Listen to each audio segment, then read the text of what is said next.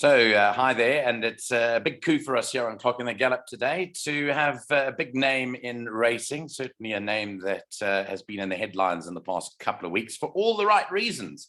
And that is none other than Greg Bortz, who joins us on Clocking the Gallop. And Neil, just from your side and my perspective, we thank Greg for his time and for availing himself. I know he's an important man now as far as Cape racing is concerned, so a lot of people want his time, but he's been thankful enough to give it to us. Well, we're thankful enough for him to give us about half an hour of his time this morning. Yeah, good morning to you, Nico. Good morning to Greg. I must say, first of all, Greg, I also wanted to wear aquamarine to honor your colors, but when I've got the 1.4 million viewers behind, then I disappear on screen. So you would have just seen a head instead of a body, so I had to revert to the red. But good morning to you. Great to have you on board. And yeah, Nico's going to sort of drive the conversation, but it's good to have you on. We had you on Super Saturday, the first show, and now we've got you on Clocking the Gallop. So thank you on both counts. And awesome. Great to be here, guys. Now, Greg, I want to cast our minds back again. Picture this. It's I think it was a Wednesday, mid-morning, Neil, 2013. They've asked me to commentate on the gallops for a ready-to-run sale at Turffontein, and the horses are coming out. And just before they came out, I needed to grab myself a cup of coffee. So I go downstairs, I grab myself a cup of coffee, and I see this unknown face to anyone. And I walk across to this guy and I said, "Morning, how are you?" And he, of course, was with Caroline Simpson. I don't know if Greg remembers it, but Caroline Simpson was in charge of Bloodstock South Africa. And she says, "Nico, meet Greg Bortz. Greg is here to buy horses." And I said, "Oh, yes." And Greg, he says, "Yeah, I'm back from America. I've been involved in racing." And it was there and then that we met. And I'm just so sorry that I didn't tell him which my best horse in the sale was, because it ended up being a nice horse called Cool Chardonnay, Neil, which was lot 99 on that sale. I looked back and saw it. But Greg, just from that day onwards, now it didn't start there. It didn't start there. Although you came back from America and you were in South Africa and you wanted to get seriously involved in buying horses, it started way before that. So just tell us a little bit about your history when you lived in Durban and then you went to varsity in Cape Town. Tell us a little bit about that period. Before I tell you that, I have to tell you, I remember that clearly. Boy, did they see me coming. Like, talk about paying school fees. That sale that you're referring to, I bought every three-legged animal that existed on that sale. Really? I think my win ratio from that sale was somewhere between 0.0 and 0.1. Yeah.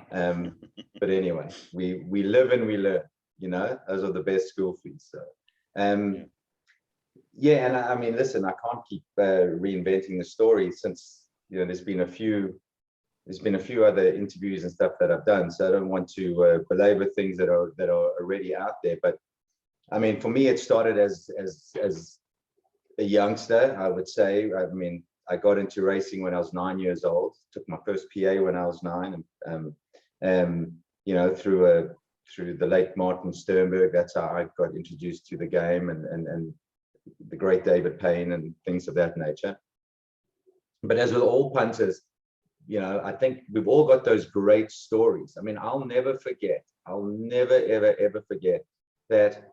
And those were the days when the Alamites came out. They weren't published, right? And you used to go and be able to spot Alamites in the parade ring using your binocs. And if you had graph from the stable that you could get it before. So like my whole punting in those days about, you know, getting the Alamite report, and we get faxed around the illicit illegal Alamite report. You know, those were the days. And I remember once going to Clarewood Racecourse. I'll never forget this. Going to Clarewood Racecourse, and I had with me, I think 200 Rand. I mean, I was like, you know, I was happening, right? I had the full 200 large in my pocket. It was going to be a huge day. And I went down to 10 Rand. I lost 190. We got to the last race. And I decided, okay, so I looked at the tote board, and there was a horse I'll never forget called Safe Custody, okay, paying 275 Rand a win. What? Okay. Yeah. Okay, 275 Rand a win, right? Yeah. Those days, I think it may have been an 18-horse field, Safe Custody, 275 Rand a win. I said, okay, I'm going to take 10 Rand. I'm going to put it on Safe Custody. But I was hungry. So I spent £5 on a big jack pie and a Coke. Okay. So I was left with £5. So I stick £5 on safe custody, which comes home lonely. Okay. In the 9th or 10th race, to this day, my biggest mistake in life has been eating that freaking pie. Should have doubled down and safe custody. True story. Was it good? Were you just quickly from a punting perspective, were you backing it because of the price or because you liked it? Yeah, you're backing no, in those days, there were, I think 8 gin strikes in the race. Choose for the first time, and that was one of them. Okay. And it was also a blinker strike. And it was, as I said, 275 Rand to win. Someone will find it somewhere. I mean, the great Google will get the results on the safe custody. Absolutely.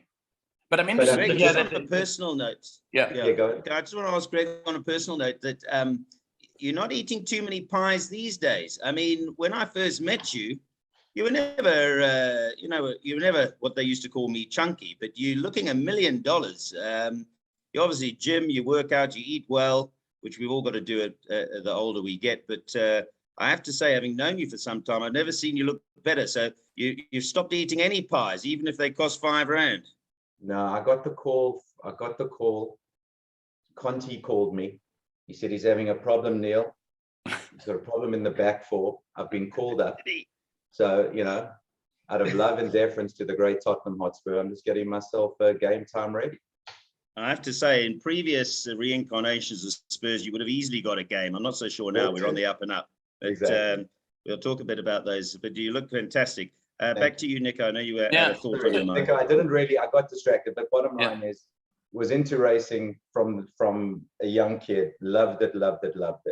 And my whole sort of high school, college, as a school career, I used to sneak into the race course. I used to hitch to gravel all the time. That was my thing. I absolutely loved racing, and that carried on. And this is, you may have heard me mention this before, but probably it's funny how life goes full circle. But so when I was punting, my book of choice was winning form. Some people use computer form, some use the race card. I used winning form. I went to Cape Town to UCT. And when I got there, I went to the totes to go buy a winning form, and they didn't have any winning form. Winning form didn't exist in the Cape, or they didn't sell or distribute them in the Cape. So, and that messed with my mojo, because that's the only way I could study form. We're all very peculiar folks. We all have our methods. So when I went back after my first holiday, I think it was in March or April, I went back to Durban on a varsity holiday, and I went down to winning forms offices. And I got the address off of the back of the winning form. And I went there and I knocked on the door, and there were 2 people sitting in the office. One was Matthew Lips, who who at the time had a page at the back of the winning form called Magic Lips. Great tipster. And the other was this guy wearing shorts, no shoes. And I went up and introduced myself, and his name was Owen Heffer. And so Owen was the founder and owner of Winning Form, and this predates Hollywoodbets, of course. Hollywoodbets didn't exist; it was just Winning Form. So that's when I met Owen. And the thing about Owen, what I loved about Owen, first of all, there was a young first-year varsity student, and there's this guy, also a young guy who's launched a business, and he launched the business in the area that he's most passionate about, which was horse racing. Yes. And that is what defines Owen. It's just absolute sick love for this game. It's like all of us. He's just mad for it. So I said to him, listen, I cannot get it. How do I get it in Cape Town? How do I get Winning Form in Cape Town? And that led to a discussion, and I became the Winning Form exclusive distributor in the Cape. Okay. So I started distributing Winning Form books, and my entire varsity career was not only launching Winning Form books, but then worked with Matthew Lips to launch Winning Form Cape Town, because at the time Winning Form only had a Durban book and a Joburg book. Right. So that's how I met Owen. And so then I go through my varsity career, and then I leave South Africa. And that was in 1994. I left South Africa because Spurs signed Jurgen Klinsmann, and that was my calling. And I left South Africa to go watch Spurs, and that was me. Yeah. And that was the last time I spoke to Owen. And what's funny about that is, in the big picture, I know you wanted to talk about the Kenilworth racing transaction, and obviously Hollywoodbets is front and center in that transaction. It's funny how the world goes full circle. And I reconnected with Owen now, and it's as if I'm chatting to the same guy that I saw, you know, wearing shorts and no shoes in 1988. You know, yeah. Now he's got shorts and shoes on, but he's got shoes on now. Yeah. On a good day. On a good day. So now, when you went overseas and you start this big business, and you're in the banking world, and you're doing your hedge funds, and you're doing all your business, and you're very successful businesses at that. You've got no interaction with horse racing at all over there. None. It's not the same. It's just foreign to you. You're out of it completely. No, it was. Well, first of all, I don't know if you guys feel the same, but me being sick for South African racing always has been. I've never quite enjoyed the UK racing as much as I do South Africa. There's something about the way our commentators commentate and their level of enthusiasm and excitement, and whereas it seems very staid, and you know, when they're commentating, and here comes so and so, and he's going up, you know, whereas if you got, you know, you Nico or Alistair or whomever giving it the full Monty, I don't know, there's more passion to it. So, but when I left South Africa, don't forget I left pre-internet, right? Which means it was impossible to follow. I couldn't follow what was going on in South Africa, so it ended, right? So I stopped following South Africa, and when I got there to America, and they would call the horses like, here comes the 3-horse past the quarter-mile pole. I'm like, what language is this, for God's sake? Like I couldn't find a connection. I also happened to be, you know, having arrived there literally as a very poor immigrant. I never had the luxury of, certainly not money, but certainly not the luxury of time either, to learn and, you know, in a new environment and a new sport. So I just lost it completely, and I was lost to racing literally until by pure chance when I came back to South Africa in 2012, and I was looking at apartments to rent, and I happened to walk into an apartment owned by Bryn Russell, and he had pictures on the wall, and that was how that just rekindled it. And then through chatting with Bryn, and you know, let's go to the races, and that's how the friendship developed. And then doesn't take much in this game for the spark to rekindle. Nico, if I can come in here, and I suppose we must all tread a bit warily, because this isn't a Bloomberg channel, not as in the Robert Bloomberg channel. I meant as in the facts and figures and numbers channel. But there's a lot of stories, and this myself included. I always thought Greg was from Cape Town, so I've learned something already, that it was Durban. I'd heard mutterings, but because of where you are and you've come into the game and your horses are prominent, your colours are prominent, and you're even more prominent, there are some, you know, you get stories that are embellished along the way. So I wanted to, without putting numbers on it, otherwise we're going to sound like the Live Tour, and that's soulless. It's all about numbers. The story is that you built a business, then you sold a business to a big bank, and then the financial crisis came, but you had already sold the business, but then you rebuilt that business again and resold it again. I mean, that's the story doing the rounds. Is that encompasses what happened to you and what you did in your business world, Greg? I mean, and I'll leave it to you to embellish as much as you can, but is that generally the story? Because it's a great story I tell. When people ask me, tell me about Greg. And that's kind of what I say, but I don't know whether it's right. So, but just, yes, that is roughly the story. I'll give you the exact facts, but it's a little different in that the business that I built was a business that bought businesses. So my actual business was a holding company, and I went out and I bought troubled companies. So my company owned 7 or 8 individual companies. One made meatballs, one made socks, one was an insurance business. Okay. So when I sold in 2007, I sold the holding company and sold it to a group of banks, one major bank in particular. And so that was that. Then the financial crisis hit, and those banks got into financial distress and had to get bailed out by the US government. And the US government said, as a condition for us lending you all this money and bailing you out, you have to get out of your non-core businesses. Okay, you've got to focus, get back to banking if you're going to take money from the government. So the business that I sold, which owned these individual businesses, was one that was considered non-core, and they were required to get out of those businesses. That's how it happened. So when I went back in, now I was sitting with some cash in my pocket because I had just sold in 2007. the world was now crashing. And now I knew they had to sell. So I went back and I cherry picked a few of the individual companies out of the whole portfolio that I had sold them. So I didn't buy back the business. I bought back individual companies that I had sold when I sold my business, if that makes sense to you. And so from that, and that's, it cost a lot to buy them back. That was like $1. They were literally just, it's a fire sale, just take them, you know. Yes. And it's similar to some of the challenges we're facing in racing today. When you're dealing with, these were businesses that were in a stage of turnaround and were in financial flux, which means they needed to be supported with money while they turn themselves around into a healthy state. And it just so happened at that point in time, the banks no longer had money to help support them through that period of time. So they were only too happy to just take them off their balance sheet, if that makes sense. So, so the post-financial crisis, I had 3 businesses out of the 7 I had sold, I took back in, which I funded, fixed, turnaround, and then subsequently sold again. Okay. So now, Greg, let's get to the present. And we look at it now and we say that when we look at racing in South Africa, it's not recently that it's been on a downhill slope. It's not even when COVID hit that we're on we're downward slope for quite a time now. And, you know, we come now to post-COVID or these areas post-COVID, and you've got a distressed Cape racing scenario. You've got a distressed South African racing scenario, and you're a huge investor in the game. You've put a lot of time and money into it.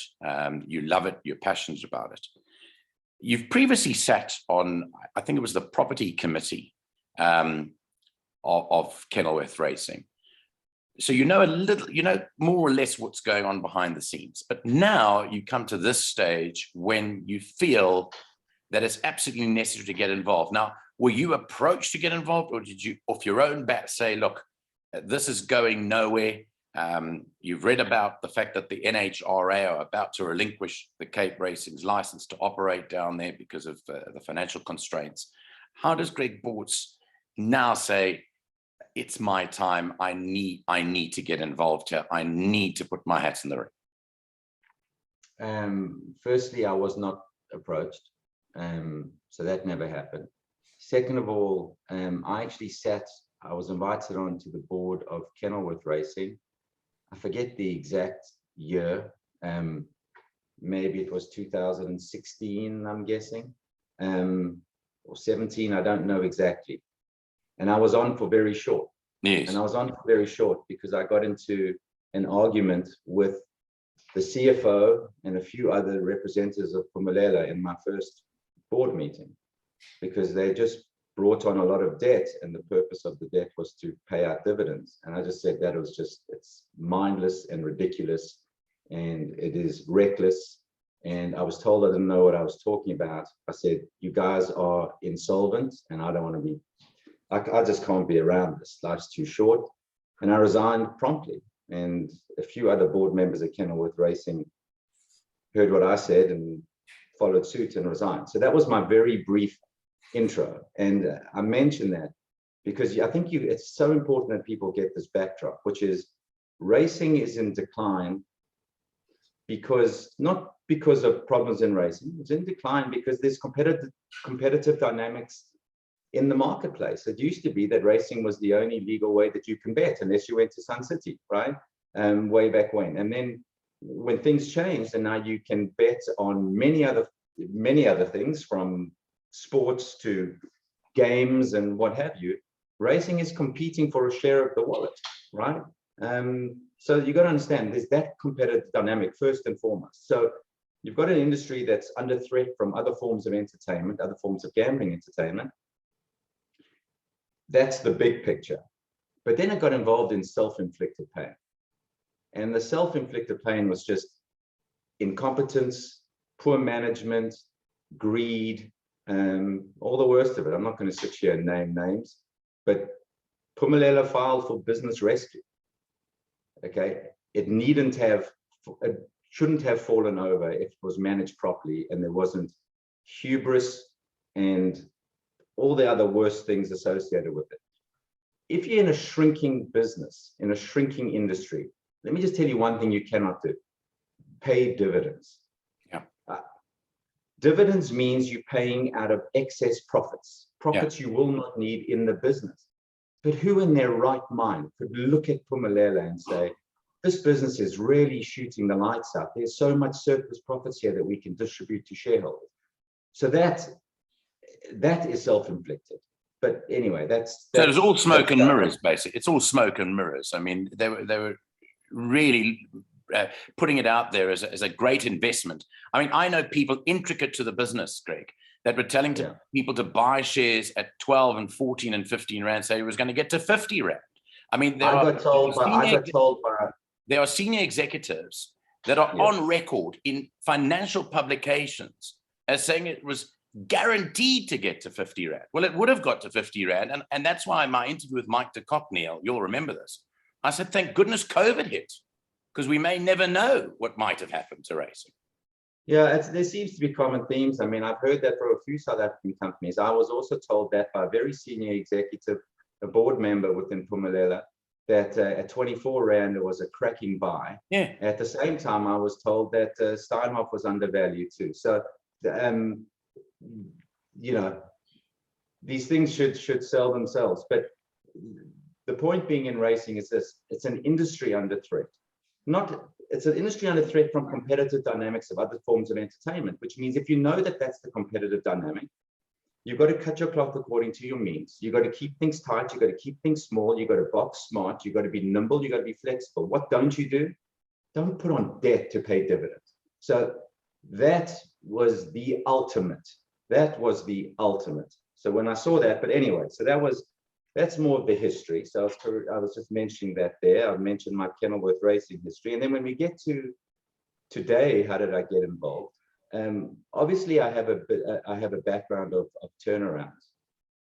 And this happens to be an industry that I'm passionate about in terms of horses. And it was just clear that this was an industry / company, Kenilworth Racing, that need turning around. And I read a lot while never being involved, never being invited in, never being called, never being contacted. There was a lot going on. And I just saw certain things happen, which I could just tell were not the way I would handle it. In my mind, if you invest in a distressed company, there are a few major things you have to do. Like there are a few pillars to doing something in a turnaround. The first is you've got to fund the business to achieve success. Meaning you don't put in just what's needed to get through the next month or next 6 months. You got to say, what's my 5-year plan? Do I have enough money there? So the first thing that jumped out at me is I saw lots of things about financing or refinancing of debt that was coming due at Kenilworth. And that seemed to be the number that people were focused on. I'm like, but what does that fix? If you can deal with that debt, where's the funding needed to actually fix and run the business? So that was the first reason I looked at it, is because I hadn't seen that part of the narrative. That somebody said, no, you actually need X to achieve this 5-year plan, and someone needs to fund X. I hadn't heard that. That was the one thing that I'd seen that sort of got my attention. The second thing that's in a turnaround, if you've got a business that's distressed, the golden rule is you don't back people that perhaps oversaw the business falling into distress. Don't back them to get you out of distress, right? You've got to reinvigorate and freshen up. And I hadn't heard anything about a management solution at Kenilworth. In Kenilworth, it was particularly dire for the simple reason that Kenilworth, in essence, outsourced management to Phumelela. It was run through a management agreement. Kenilworth used to get invoiced every month for CEO services, for CFO services, right? Massive amounts of money. Marketing, accounting, all the things that they were handled there. So the point being is when Phumelela fell over, it wasn't like Kenilworth had its own people in those seats, because it was being run by Joburg. So there was also a management gap. And the things that I'd read, and I was just reading the same press that you guys would have been reading, I never saw anything like what was the management solution, because it couldn't be run from Joburg. That had been tried and failed. To try that again would have not been smart. you needed to have a solution. I didn't hear any of that. So I said, I'm not sure that I'm seeing this happen the way it should happen. And so that's how I got involved. And around about the same time of me looking at getting involved proactively, you know, I learned of Hollywood. And Hollywood, obviously, we'd seen, you know, how amazingly supportive Hollywood have been at Gold Circle and in KZN, just been fantastic. And it was just amazing to hear that they would consider extending that sort of investment and support to Cape Town. So it was at that point, yeah, go on. Just pause there. So pause there. So now the options open to you as Greg Bortz are: you go this alone, and you say with your background and the state that Cape Racing's in, that you're going to fix it and you'll provide the solution. Or you say, I need partners to get involved with from the Cape, and you look for those. Or you say, well, there's Hollywood putting their names forward, my history, going back, as you've discussed, there's some connection between the two of you. Let me discuss it with them and see whether we can come up. And now you come up with a solution that it is effectively Hollywood and yourselves that have put their names into the deal. And some people may frown upon you for that, to say, well, Greg, why did you have to include Hollywood in this? So if the question was, did I have the financial ability to do this on my own? The answer is yes. Okay, I could have done this on my own if I had wanted to. However, I mentioned to you a few moments ago that this business was managed remotely from Joburg, which means there are not necessarily enough key people in key seats and enough there within Kenilworth. For me to go and do this alone would have been madness. Similarly, to go out and bring in other financial partners, that's probably just bringing in money, which isn't the biggest issue. The money is crucially important in this case, but the biggest issue is actually having the expertise, time, etc., to help fix this business. What Hollywood brings to the table, so I would say the following: 1 rand from anybody that's willing to contribute a rand is worth 1 rand. Okay, 1 rand from me, I would say, is probably worth around 50 to 2 rand, because I bring more than money. I bring some know-how, some knowledge, some expertise. 1 rand from Hollywood is worth 4 rand, right? What do Hollywood bring to the table? They bring so much to the table, but where do you begin? But to say that they have knowledge and expertise, certainly in this general sphere, is stating the obvious. Kenilworth's, I would say, betting platform is obviously is not where they would like it to be. There's no fixed odds presence. It's the tote is in massive decline. Hollywood's success speaks for itself. For those that haven't had the pleasure of meeting Owen, the one thing about him is, and I'd sit back and think, well, why has Hollywood been so successful? The first answer is Owen Heffer. But if the thing is, if you ask Owen Heffer why Hollywood has been successful, he wouldn't mention that as a reason, right? And not just because he's modest, because I don't think you'll find anyone more modest than Owen. And in fact, you won't see him doing what I'm doing, right? I'm answering all these questions on it, and the main reason I am is because, you know, the Wizard of Oz is not to be seen, right? Because he's the most modest, humble man you will ever meet. But Owen will tell you the secret to the success that he has at Hollywood is the team that he's built. And his team is exceptional. So there is depth in all the areas, you know, and Kenilworth needs to build up its team, and Hollywood can bring so much to the table in terms of expertise and what have you. And so, given the extent of the turnaround here, it needs a completely holistic approach. It needs everything, and Hollywood brings that. So in terms of but you alluded to the like, why bring Hollywood in, or, you know, as if it's a bad thing. That, I mean, that to me, I find fascinating that's even remotely something that people would even consider. Go back 20 years is the argument the bookmakers are evil. Like, not only has that fight or war come to an end decades ago and been lost by the racing operators in their fight with the bookmaker, it's been stated by the courts that what the bookmakers do is appropriate. So you can't sit there and that fight's finished. So that's just old. And for people, as you keep hearing, bring that same thing, it's like, get with it. If you want to move something forward, stop looking back.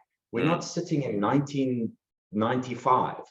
Okay, we're in 2022. Like, be proactive and fix it. So that, I don't even waste time listening to that old stuff about the bookmakers and the open bet. Been there, done that. The question that comes is, of course, is this a partner that gives or contributes to the industry? I'm like, that's like the easiest thing ever. I mean, is there anybody that does more for this industry in terms of their sponsorship, their commitment, their support, whether they're buying horses or sponsoring or what have you? They are, you know, it's just self-evident. So they have expertise, they have leadership, they have a team, they are constantly giving back. They have created more jobs for the communities in which they operate than most could ever hope to. Philanthropic on every level. They lead, and they lead with the right way. So, I mean, as far as I'm concerned, I wouldn't partner or with anybody that didn't have, that I didn't share values with and didn't operate the way that I would operate. And I consider myself extremely, extremely fortunate to have the opportunity to partner with them. And the only reason I'm sitting here is because they choose not to hog the limelight. In addition, we must be honest, I've got to state this clearly. There is no transaction until all the regulators have signed off on everything. And it's another reason why you won't see Hollywood. Hollywood cannot proceed with this transaction until the Competition Commission and other regulators have approved the transaction. So they are as respectful as to the process as anyone could expect to see. And they're just sitting back. I'm slightly different because I'm not part of that process. I'm stepping up today, once I get other regulatory approvals, to make to fund the business today. Hollywood are by design, they need to wait patiently, and they're doing just that. But we're all better off for having them leading the show when the time comes. I think if I can just come in to say, I've been particularly quiet because I find it absolutely fascinating. We don't have that much time left. We've got 4 minutes left, but my contribution has been minimal, Greg, because you are just eloquent. You've explained everything that we need to know. I'm going to leave it to Nico to maybe ask you one final question that he'd like to ask, but thank you for your time. It's been fascinating. So, Nico, back to you. Yeah. Before you ask that question, I just want to say one thing, because this is, since I last saw you guys at the July to now, there's obviously been a lot happened. The announcement came out and all of that. There's been a lot on social media and what have you about it. And there's a lot that was said about, you know, there's always going to be those naysayers sitting behind their keyboards having stuff to say, and that's fine. It's a free world. Everyone can say what they got to say, saying what a sweetheart deal this is. And I said to anybody that thinks this is a sweetheart deal, I posted my cell phone number on all the betting, on all the chats short. I said, call me, sweetheart deal. I'm inviting you to invest alongside. Okay, this is a sweetheart deal. Come put your money alongside mine on the identical terms, right? Or alongside Hollywood's on the identical terms, and then you'll see sweetheart deal. So the point that I'm making is this: nobody in their right mind, on the basis of what is a good investment to make, would turn around and say Kenilworth Racing. Now that's a home run. Okay. What is being done because of passion and love for the sport. And if you were to know why Owen is interested in buying Kenilworth Racing, it's because He loves racing. Hmm. We all lose if anyone loses. I'm now not talking about the deal. Now I'm talking about all of us that love racing. It is imperative that For Racing, Gold Circle, and Kenilworth Racing all succeed. If any one of the three fails, we all fail. Go back however many years, there used to be 600, 700 meetings a year. We struggled to get to 364, okay? We are all interdependent. We rely on our mutual success. And what you are seeing from Owen, myself, from Mod, from Mary, and what you're seeing are people that are just passionate about the game and want to see it succeed. And we all have to. So if there's stuff being said, if there is rivalry and what have you between operators, that's silly. We all need to succeed. We all need each other to succeed. Well, I'm going to end up not asking a question because we've run out of time, but just to say thank you very much, Greg, for coming on. We thank you from a racing perspective for contributing to the cause. We know it's in the right hands. We might not have said that before, but there's a lot to fix. There's a lot to fix and there's a lot to change because Cape Racing is, as we said at the start of the program, in distress. And they've continued business the same way, expecting different results. We know that famous saying, and we know that you're going to make a change. Greg Bortz, thank you very much for appearing. We hope to have you on again in the future to say how things have gone. We know that you're very open and you've been very amenable towards us on Clocking the Gallop, and you're also a big fan of us too. So we thank you for that too. And thanks for your time, Greg, and all the best for the next step forward.